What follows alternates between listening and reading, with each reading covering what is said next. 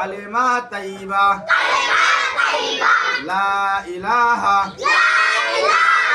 ইল্লাল্লাহু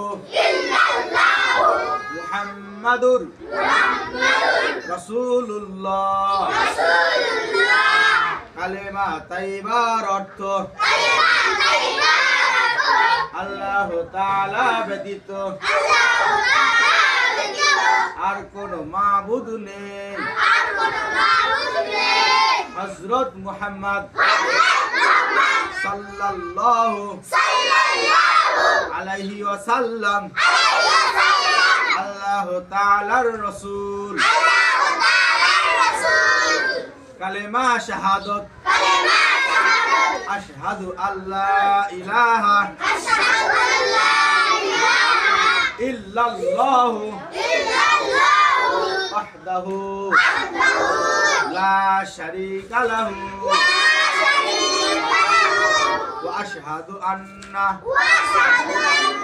মুহাম্মাদান আবদুহু ওয়া রাসূলুহু। কালেমা শাহাদাতের অর্থ কালেমা শাহাদাতের অর্থ আল্লাহ তাআলা ব্যতীত আর কোন মাবুদ নেই। তিনি এক ও দ্বিতীয়, তার কোন শরীক বা অংশীদার নেই।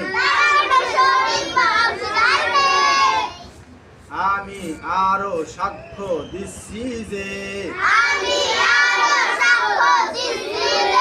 হযরত মুহাম্মদ সাল্লাল্লাহু আলাইহি ওয়াসাল্লাম আল্লাহ তাআলার বান্দা ও রাসূল।